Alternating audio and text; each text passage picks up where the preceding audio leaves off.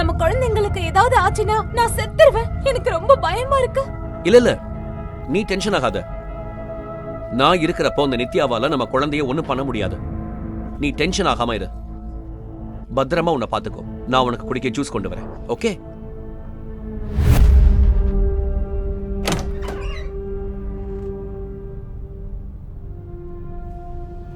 அந்த போட்டோஸ் ஏன் இன்னும் வரல? அந்த பொண்ணு இல்லாம நாங்க எப்படி போட்டோ அனுப்புறது? ராத்திரி போனா அந்த பொண்ணை தேடி பார்த்தாங்க. ஆனா அந்த பொண்ணு எங்கேயுமே இல்ல. தாங்கள் சாப்பிட்டது போக எஞ்சிய உணவை சாப்பிடுமாறு மாஸ்க்மேன் கூறியதை கேட்டவுடன் நிதிஷுக்கு கோபத்தில் தலைக்கால் புரியவில்லை. அவருடைய வாழ்நாளில் இந்த அளவு அவர் யாரிடமும் அவமானப்பட்டதே கிடையாது. டேய், நீ ரொம்ப ஓவரா பேசிட்டு இருக்க. யார பார்த்து இப்படி ஒரு வார்த்தை சொன்ன? நான் என்ன உன்னோட மீத மிச்சத்தை சாப்பிடுற பிச்சைக்காரனா என்று நிதிஷ்குமார் கோபமாக கேட்கவும், நான் ஒன்னும் தப்பா சொல்லலையே மிஸ்டர் நிதிஷ்குமார் என்று மாஸ்க்மேன் நிதானமாக கூறவும், நிதிஷ்குமார் என்ற பெயரை கேட்டவுடன் நித்யாவிற்கு தூக்கி வாரி போட்டது. என் அப்பா பேரும் அதுதானே? அப்படின்னா இவருதான் என் அப்பாவா? ஏற்கனவே ஒரு தடவை ஆதிஷ் தன் அப்பா பேரு நிதிஷ்குமார்னு சொல்லும் போதே எனக்கு லேசா ஒரு டவுட் இருந்துச்சு. இப்ப இவர் என்ன பார்த்த உடனே ஷாக் ஆகி ஏதோ முணுமுணுத்தாரு. இதையெல்லாம் வச்சு பார்க்கும்போது நிஜமாவே இவர் என்னோட அப்பாவா இருப்பாரோ? அப்படின்னா இவர்தான் கர்ப்பமா இருக்கிற எங்க அம்மாவை அப்படியே தவிக்க விட்டுட்டு போனாரா? இது எல்லாத்துக்கும் மேனகா பிரியமா தான் காரணமா என்று நித்யா யோசிக்க ஆரம்பித்தாள். இதை பற்றி யோசிக்க நித்யாவிற்கு தலையை வெடித்துவிடும் போல இருந்தது. அப்போது அங்கே வந்த வெயிட்டர் மாஸ்க்மேன் ஆர்டர் செய்த அனைத்து உணவுகளையும் கொண்டு வந்து டேபிள் முழுக்க வைத்தார். இது எதையும் அவள் கவனிக்கவில்லை. அவள் தீவிரமாக யோசித்துக் கொண்டிருப்பதை பார்த்த மாஸ்க்மேன் பேபி என்று அன்புடன் அழைத்தான். சிந்தனையில் மூழ்க இருந்த நித்யா திடுக்கிட்டு சுய உணர்வுக்கு வந்து சுற்றும் முற்றும் பார்த்துவிட்டு, எல்லாரும் எங்க என்று கேட்டாள். அவங்க எல்லாரும் வெளியில போயிட்டாங்க என்று மாஸ்க்மேன் கூறினான். உடனே நித்யா கலங்கும் குரலில், அப்படின்னா இந்த நிதிஷ்குமார் தான் என்னோட அப்பாவா? இவருக்கும் மேனகா பெரியம்மாவுக்கும் பிறந்த குழந்தைதான் ஆதிஷா? இதெல்லாம் உங்களுக்கு முன்னாடியே தெரியும் தானே என்று கேட்டாள். உடனே மாஸ்க்மேன் அவளுடைய கையை ஆதரவாக பிடித்துக் கொண்டு, ஆமாம் பேபி, எனக்கு இதெல்லாம் முன்னாடியே தெரியும். நான் மறைக்கணும்னு நினைக்கல. இந்த விஷயம் தெரிஞ்சா நீ ரொம்ப கஷ்டப்படுவேன்னுதான் நான் அப்போ உன்கிட்ட சொல்லல. தானா இது ஒரு நாள் உனக்கு தெரியும் போது உன் கூட உனக்கு சப்போர்ட்டா இருக்கணும்னு நான் நினைச்சேன். அன்பார்ச்சுனேட்லி அது இன்னைக்கு நடந்துருச்சு என்று மாஸ்க்மேன் கூறினான். அதாவது எங்க மேனகா பெரியம்மா பெரியப்பாவை விட்டு பிரிஞ்சு போன அதே நேரத்துலதான் எங்க அப்பாவும் கன்சீவா இருந்த அம்மாவை விட்டுட்டு போயிருக்காரு.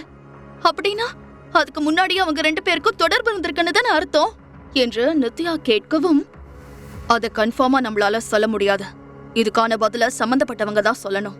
நீ உங்க அப்பாவை பத்தி என்கிட்ட விசாரிக்க சொன்ன உடனே என் ஆளுங்க எல்லா விஷயத்தையும் டீட்டெயிலா விசாரிச்சுட்டாங்க. உங்க அம்மா இறந்த 5 வருஷம் கழிச்சு மேனகாவும் உங்க அப்பாவும் கல்யாணம் பண்ணிக்கிட்டாங்க. ஆனா இப்ப சமீபத்துல தான் அவங்க ரெஜிஸ்டர் மேரேஜ் பண்ணிக்கிட்டாங்க. மத்தபடி அதுக்கு முன்னாடி என்ன நடந்ததுன்னு அவங்களால கண்டுபிடிக்க முடியல என்று மாஸ்க்மேன் கூறினான். அவன் கூறியதை கேட்டுக்கொண்டே டேபிள் மேல இருந்த உணவுகளை நித்யா பார்த்தாள். அவளுக்கு பசியே மறுத்து போய்விட்டது.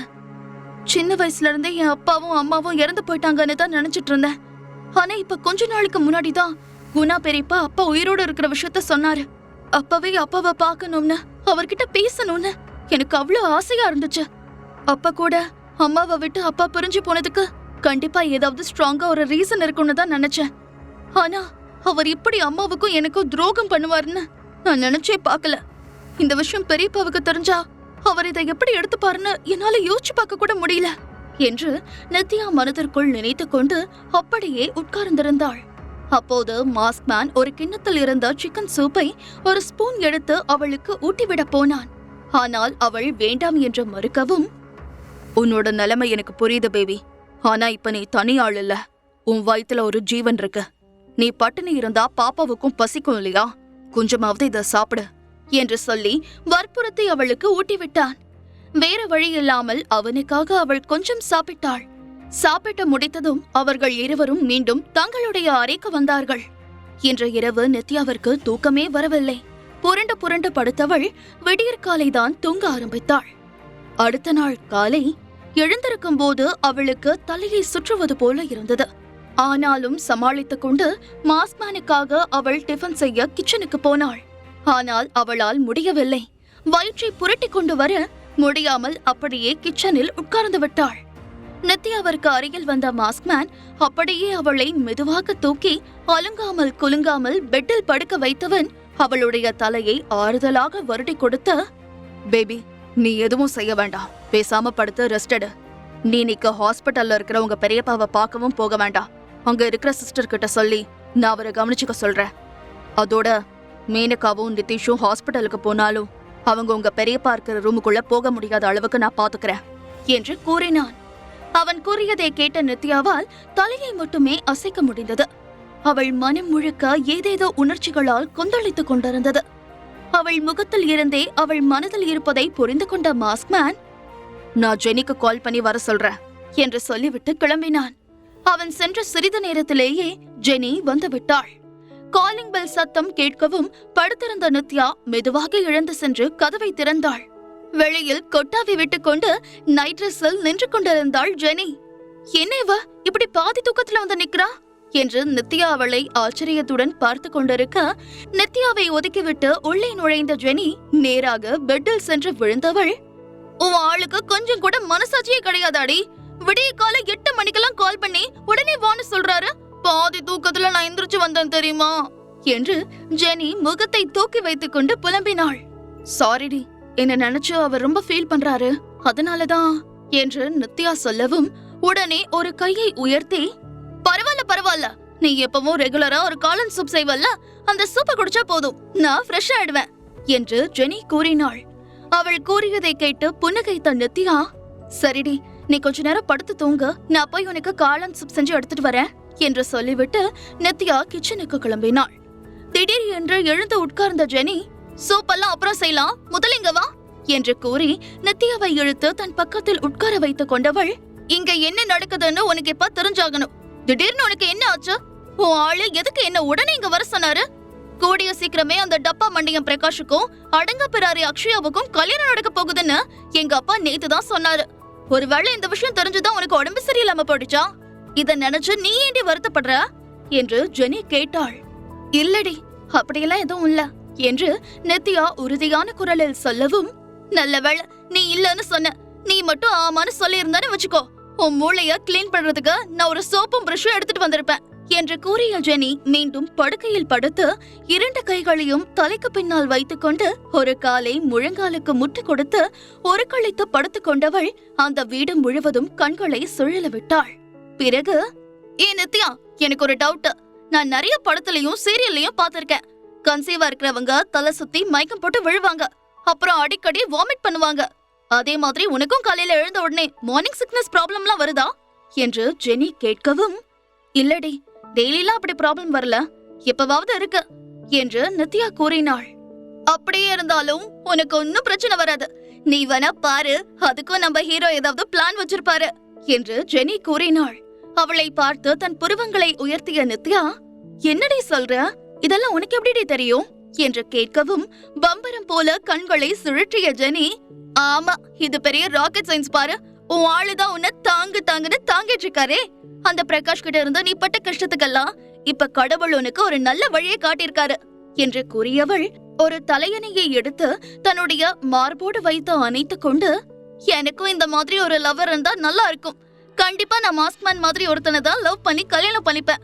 ஆனா எங்க அப்பாவை நினைச்சாதான் எனக்கு பயமா இருக்கு, அவர் இதுக்கெல்லாம் ஒத்துப்பாரான்னு தெரியல என்று கூறிய ஜெனி, ஏன் நித்யா, நீ எப்பவாவது உங்க அப்பாவை பத்தி யோசிச்சு பாத்திருக்கியா என்று கேட்டாள். யோசிச்சு பாத்திருக்கேனா? ஒவ்வொரு நாளும் அவரை பத்தி நினைக்காம நான் இருந்ததே கிடையாது. அம்மாவோட முகத்தையாவது நான் போட்டோல பாத்திருக்கேன், ஆனா எங்க அப்பா எப்படி இருப்பார்னு எனக்கு எதுவுமே தெரியாது என்று நினைத்த நித்யா, நான் அவரை நினைச்சுக்கிட்டு இருந்து என்ன பிரயோஜனம்? அவர் இந்நேரம் கல்யாணமாகி குழந்தை குட்டிங்களோட சந்தோஷமா இருப்பாரு என்று விரக்தியான குரலில் கூறினாள். நித்யாவின் முகத்தில் இருந்த வேதனையை பார்த்த ஜெனி அவள் சிறுவயதிலிருந்தே அனுபவித்துக் கொண்டிருக்கும் துன்பங்களை புரிந்து கொண்டாள்.